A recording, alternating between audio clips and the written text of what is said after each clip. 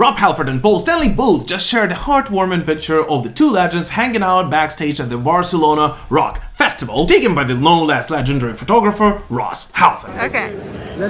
And while some fans might have thought that this is one of those poser moments, and the nice words the two wrote about each other are a part of an unspoken of heavy metal etiquette, in reality the friendship between KISS and Judas Priest goes all the way back to 1979, when the two bands actually helped each other cement their status as the biggest rock and metal bands on the planet.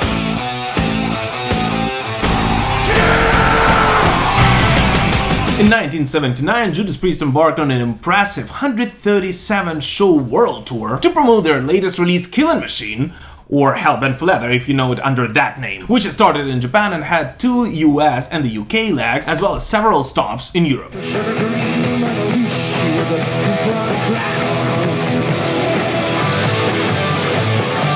And around the same time, KISS, who then ruled the world of hard rock in the United States, returned on the road on their Dynasty Tour, better known as the Return of KISS Tour. And so amidst those busy times, Judas Priest management received a phone call from their KISS counterparts, inviting the British metal band to join the Shock Rockers on their tour in the United States, as both Paul Stanley and Gene Simmons personally requested Priest to be a part of their 1979 US journey. We were thrilled to find out that Gene and Paul were, and still are, big fans of Judas Priest, and let me tell you that we and Judas Priest have always felt the same way towards KISS. For Judas Priest, who just returned from the United States earlier that same year, this of course was a huge opportunity to reach an enormous young KISS fan base, because by that time most reporters actually noted that the vast majority of the KISS audience consisted of entire families coming to the shows with the young kids. So this was in fact an opportunity to reach out to not only to the current generation of rock fans,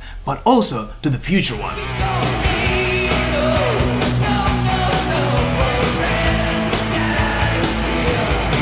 And so there was a huge change of scenery for Judas Priest, since suddenly they found themselves playing 15-20,000 seat arenas, which at that point was simply an unimaginable thing for a UK heavy metal band. When British bands came to America, the first time you came over you were playing bars and clubs and things like that, and then the fourth time maybe you're playing your own theater shows of 2,000 or 3,000 people. And of course we ended up on the KISS tour in 1979, and that was a big opportunity for the band. By the way, on the very first show, together with KISS on that tour, Judas Priest actually introduced their drummer Dave Holland, whom I'm more than sure that all of the defenders of the faith know pretty well by now.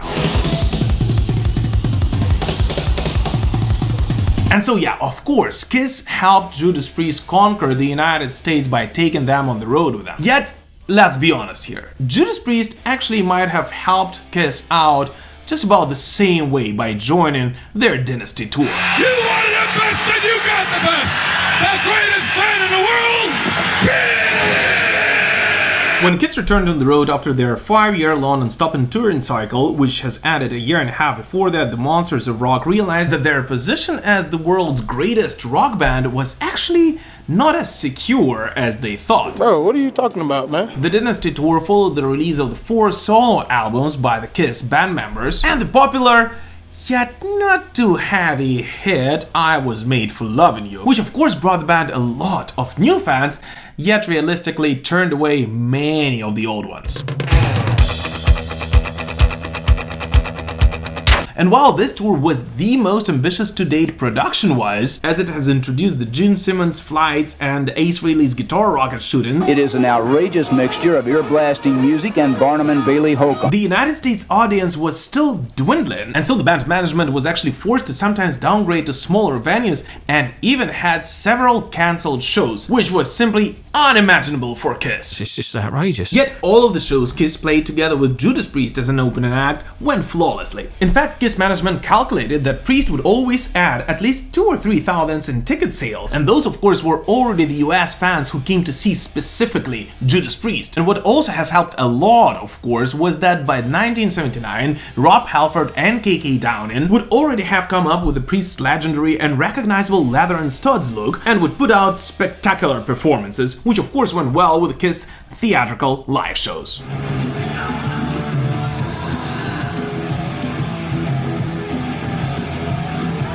And yet the greatest boom of all, of course, happened on September 17th that year, just a day after KISS and Judas Priest performed together at the Louisville Freedom Hall, when the world has finally heard one of the greatest live albums in the history of heavy music. I love it. Unleashed in the East quickly charted number 10 in the United Kingdom and even made it to Billboard 200 at the 70th position in the United States, an unspeakable success for a live album of a heavy metal band. And so both Gene and Paul actually tried really hard to convince Judas Priest to continue the tour together with them. Yet since Rob Halford and the boys already had several headline shows scheduled in the United States, which by the way, although were held of course at smaller arenas than the ones they used to perform together with KISS, almost all were already sold out.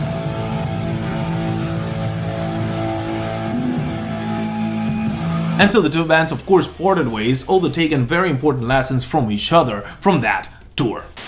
By the way, after the show in Chicago in 1979, rock journalist Jeff Borden actually caught up with Judas Priest KK Downing for a brief interview, in which the two have discussed the friendly relationship between the two bands and the possible reason why American bands, including KISS at that point, were not really able to get the level of success in the United Kingdom that the British bands like Judas Priest and Black Sabbath got in the United States. And according to KK, the reason for that would of course be the amount of towels a band like KISS would require for a show, as British promoters at that time would never have agreed to provide 85 towels a band like KISS would require per night. Silly for a hard rock band like us to come out on stage and play on stools.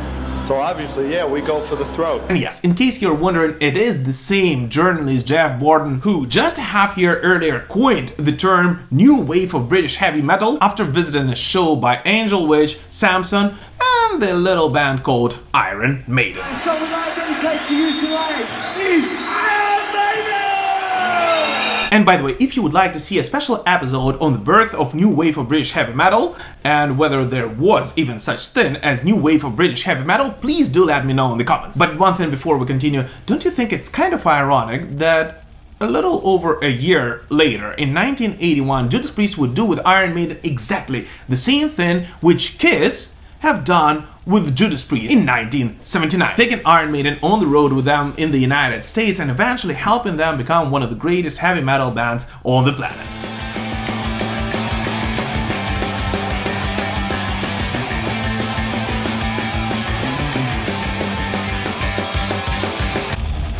That tour would of course become the last tour for KISS with their original lineup before the band's first slip, as they realized that they have to adjust to the new realities of the hard rock world. And when it comes to Judas Priest, I guess we all know what happens next, since just a year later they would release an album which would finally lay the bridge between punk rock and heavy metal and cement their status as the greatest heavy metal band of the early 80s.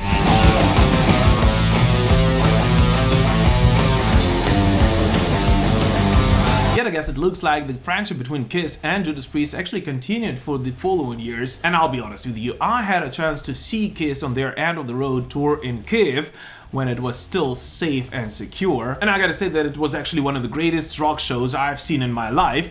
And I actually have seen a lot of concerts. And when it comes to Judas Priest, I guess all of the metal pilgrims know that I was supposed to see Priest in my hometown in Kyiv, Ukraine, yet because of the war that show has been cancelled. So please, continue supporting Ukraine in any way you possibly can, because I and all of the heavy metal maniacs here in Ukraine really want to see Judas Priest live on their 50 Heavy Metal Years tour.